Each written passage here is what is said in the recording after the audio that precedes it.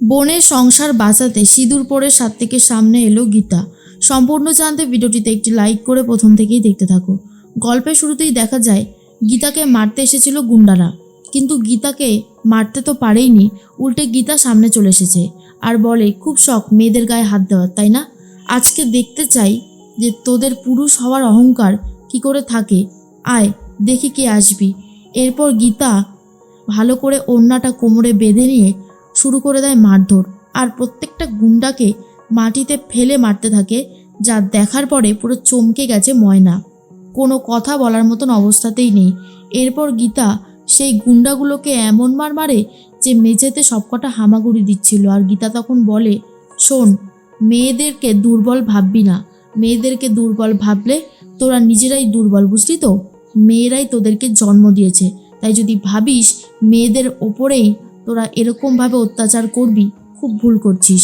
আমার নাম জানিস তো কি? গীতা। আর এই কথাটা শোনার পরেই তখনই গুন্ডাগুলোর অবস্থা আরও বেশি খারাপ হয়ে যায়। এর মধ্যে অফিসার চলে এসেছে আর তার মধ্যে সব কটাকে অ্যারেস্ট করেছে, এখন বাকি আছে ময়না। অফিসার তখন বলে, আমরা তাহলে আসি অগ্নিকন্যা। গীতা বলে, দাঁড়ান, কোথায় যাচ্ছেন? ময়না পাখিকে অ্যারেস্ট করুন। আচ্ছা ময়না পাখি, কত তো কিছু বললে, তা তোমার বাড়ি হচ্ছে ঢাকুরিয়া, তাই তো? সেখানে একটা বড় ফ্ল্যাট আছে, সেখানে তুমি থাকো। আর তখনই কোনো কথা বলতে পারে না ময়নার, বলে তোমাকে দেখে নেব। এরপর অ্যারেস্ট করে সব কটাকে নিয়ে যায় অফিসার আর বলে সাবধানে থেকো। গীতা মনে মনে ভাবে এবারে আসল দোষীটাকে ধরতে হবে। অন্যদিকে কাব্যার বিয়ে, তার জন্য সমস্ত আয়োজন চলছে। গায়ে হলুদের অনুষ্ঠানও শুরু হয়ে গেছে, সবাই মিলে হই হুল্লোড় আনন্দ নাচ গান করছে, সবারই খুব ভালো লাগে। এর মধ্যেই তখনই জাগৃতি বলে, হ্যাঁ গো, এসেছে, ওরা গায়ে হলুদের তত্ত্ব দিয়ে এখনও বাড়িতে আসেনি, কী যে করে কে জানে। তখনই অগ্নিজিৎ বলে, হ্যাঁ মেয়েদের আর কি দায়িত্ব আছে, ওরা তো চুপচাপ বিয়েতে বসে পড়লেই বাঁচে, সমস্ত দায়িত্ব তো ছেলেদেরই নিতে হয়। এরপরেই জাগৃতি বলে, তাই নাকি বাবা? আর এই যে মেয়েদেরকে যে বাপের বাড়ি ছেড়ে শ্বশুরবাড়িতে আসতে হয় সেই বেলা কিছু বলো। তখন আর মিস্টার মুখার্জির মুখ থেকে কোনো শব্দ বেরোয় না। এর মধ্যেই ফোন করেছে গীতা আর বলে, অ্যাডভোকেট গাঙ্গুলি বলছি। তখনই অগ্নিজিৎ বলে, কেন ফোন করেছো? কি চাই তোমার এখানে, বারবার কেন ফোন করছো? গীতা বলে, 4জন হুবহু গুন্ডাকে পাঠিয়েছিলেন ময়নার পেছনে তাড়া করতে করতে।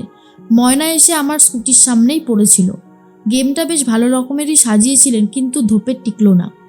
ওই 4জন গুন্ডাকে মেরে পুলিশের হাতে তুলে দিয়েছি, আর সাথে ময়না পাখিও আছে।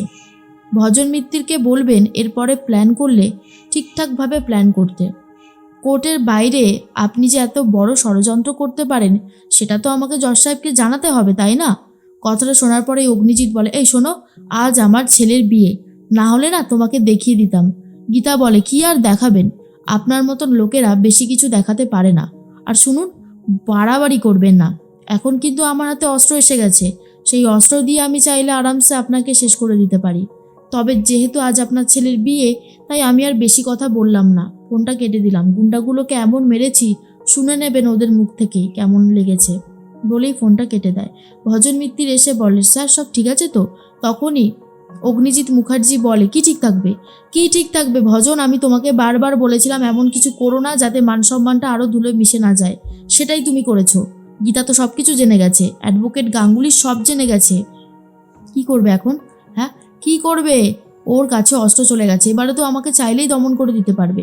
সব কিছু, এই সব কিছু হয়েছে তোমার জন্য, আমি তোমাকে ছাড়বো না, এত সহজে আমি তোমাকে কিচ্ছুতেই ছাড়বো না ভজন।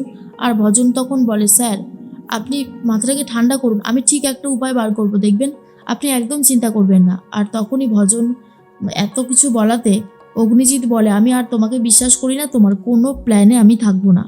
এদিকে সাত্ত্বিকের মন মেজাজ একদমই ভালো নেই, ঘরে বসে বসে পুরো কথাগুলো ভাবতে থাকে। এই অ্যাডভোকেট গাঙ্গুলি, গীতা, গিনি, কলোনি, পুরো ব্যাপারটাকে মেলাতে থাকে ছকে ফেলে। সাত্ত্বিক বলে, আমি যখন কলোনিতে গেলাম, অ্যাডভোকেট গাঙ্গুলি কিভাবে গীতাকে চিনল সেটাই তো বুঝতে পারলাম না। আর যদি চিনেই থাকতো তাহলে আমাকে উল্টোপাল্টা প্রশ্ন কেন করলো? একজনকে যদি কেউ চিনে থাকে আর একজন যদি খোঁজ নিতে চায়, তাকে তো আরামসেই বলে দিতে পারতো গীতার বাড়ি কোনটা আর গীতা কোথায় থাকে। এত কিছু বললো, কিন্তু গীতা কোথায় থাকে সেটা তো বললো না। পুরো ব্যাপারটা না কেমন যেন একটা রহস্যজনক লাগছে। না, আমি আবার ওই কলোনিতে যাব, গিনিদের বাড়িতেই যাব। এরপর যখনই গিনি আসে তখন দেখে সাত্ত্বিক ঘামছে। গিনি তখন বলে, সাত্বিক তুমি এভাবে ঘামছো কেন, আমি ফ্যানটা চালিয়ে দিই? কিন্তু সাত্বিক বলে না। তখন গিনি বলে, তাহলে এসি চালাবো? সাত্বিক বলে, আমাকে কোনো রকমের সাহায্য তোমায় করতে হবে না, বুঝতে পেরেছো? দেখো গিনি, আমি তোমাকে কখনোই ভালোবাসতে পারবো না, আর ভালোবাসতে চাইও না। যখন আমি গীতার সাথে কথা বলতাম, গীতার সেই কথা বলার স্টাইল হুবহু সবটা নকল করেছিলে তুমি, আর তারপর গীতা সেজে তুমি আমার সাথে কথা বলতে। তুমি গীতা সেজে আমার সাথে কথা বলতে, কিন্তু তোমার পুরো শরীরটাই ছিল গিনি, তাই তো? এরপর গিনি বলে, তুমি আবার এই সমস্ত কথা কেন তুলছো, আমি তো সেটাই বুঝতে পারছি না। সাত্বিক বলে, তুলতে তো আমি চাইনি, তবে তুলতে হচ্ছে শুধুমাত্র তোমার জন্য। তুমি যে অন্যায়টা করেছো তার শাস্তি তুমি পাবে। আমি তোমাকে কখনো ভালোবাসবো না, কখনো না। তুমি টাকা পয়সা বাড়ি গাড়ি সব পাবে, কিন্তু আমাকে কোনোদিন পাবে না। যে অন্যায় তুমি করেছো তার শাস্তি তুমি কুড়ে কুড়ে পাবে। গিনি বলে, আবার তুমি এই সমস্ত কথা তুলছো কেন? আচ্ছা, আমি কি অন্যায় করেছি? কাউকে ভালোবেসে যদি তার সাথে ঘর বাঁধতে চাই, সেটা কি অন্যায়?